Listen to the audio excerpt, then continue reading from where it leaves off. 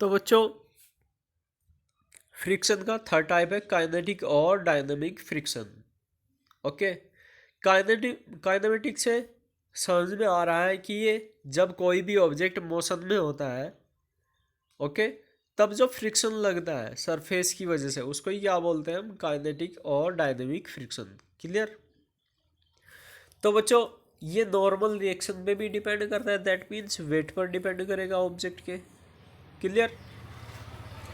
और इसके दो टाइप्स होते हैं बच्चों, एक होता है स्लाइडिंग फ्रिक्शन और दूसरा होता है रोलिंग फ्रिक्शन। आइए इनके बारे में डिस्कस करते हैं।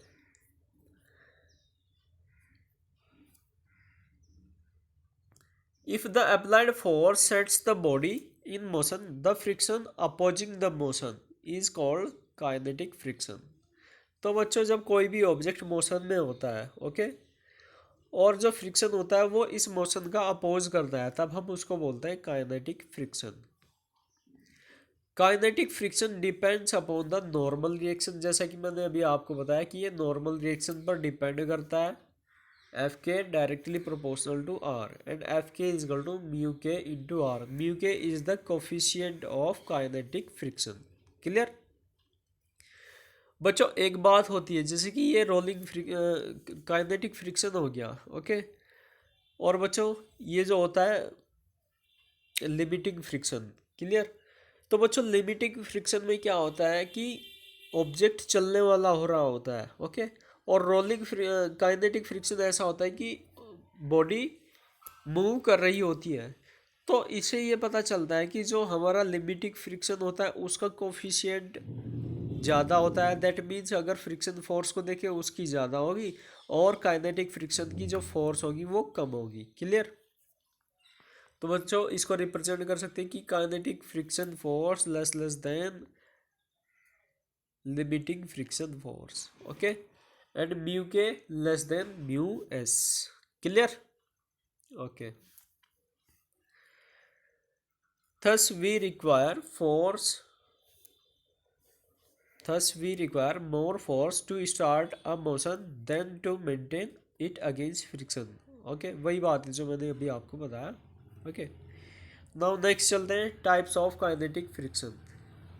तो बच्चों इसमें आता है sliding friction and rolling friction. Clear. तो बच्चों रोलिंग फ्रिक्शन में भी क्या होगा कि जो नॉर्मल रिएक्शन होती है उसके डायरेक्टली प्रोपोर्शनल होगा। क्लियर। और इन्वर्सली प्रोपोर्शनल होगा रेडियस के। ओके, दैट मीन्स जितनी ज़्यादा रेडियस होगी उतना ही ज़्यादा रोलिंग फ्रिक्शन कम होगा। क्लियर। ऑब्जेक्ट छोटा होगा, उसकी रेडियस छोटी होगी तो उसका रोलिंग फ्रिक्शन ज़्यादा होगा। क्लियर। और एग्जांपल्स है सिलेंडर्स और वेल। क्लियर। तो बच्चों जब हम इन दोनों इक्वेशंस को कंबाइन करते हैं, रोलिंग फ्रिक्शन और ये rolling friction, that means reaction force के डायरेक्टली प्रोपोर्शनल होगा और इन्वर्सली प्रोपोर्शनल होगा इसके रेडियस के। इन दोनों को कंबाइन करने के बाद आता है एफ इज इक्वल टू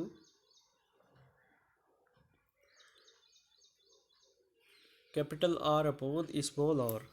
और ये जो प्रोपोर्शनलिटी का सिंबल होता है हम इसको म्यू आर से रिप्लेस कर देते हैं। क्लियर। तो ये बच्चों हो जाएगा rolling friction, sorry sliding friction,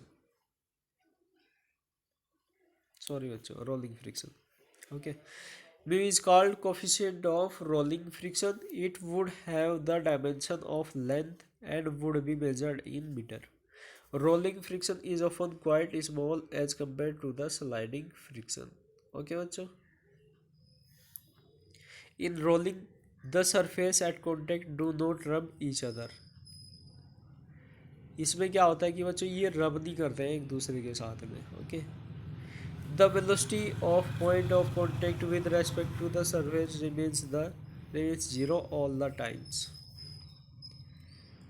okay, next है बच्चों एंगल ऑफ फ्रिक्शन। ओके, तो बच्चों होता क्या है कि जब ऑब्जेक्ट सरफेस पर होता है और मूव कर रहा होता है, ओके, उस पर एक नॉर्मल रिएक्शन वर्क करती है। ओके, फ्रिक्शन फोर्स अप्लाई होती है और मूविंग कंडीशन भी होती है किसी एक ऑब्जेक्ट की। क्लियर। तो बच्चों इसमें यह बताया गया है कि नॉर्मल रिएक्शन आर के साथ में, ओके, नॉर्मल रिएक्शन आर के साथ में, और ये जो इसका फ्रिक्शन फोर्स होती है इसके बीच में एक एंगल बनता है, ओके, उसी को हम क्या बोलते हैं, angle of friction. Clear? Angle of friction may be defined as the angle which the resultant limiting friction and the normal reaction makes with the normal reaction. ये नॉर्मल रिएक्शन हुई, इसके साथ में ये जो एंगल फॉर्म किया, जैसे कि आप डायग्राम में देख पा रहे हैं। तो बच्चों यहाँ से टेन थीटा आता है बंद करके एफ अपॉन आर। क्लियर? ये फोर्स हो जाएगी और ये आर, दैट मीन्स जब थीटा एंगल यहाँ पर होगा तब ये परपेंडिकुलर हो जाएगा और ये बेस हो जाएगा। Okay, tan theta is equal to perpendicular upon base. Clear?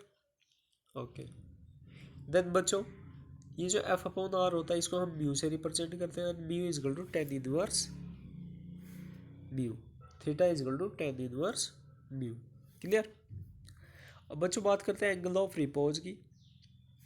Angle of repose is defined as the angle of the inclined plane with the horizontal such that the body placed on it is just begins to slide।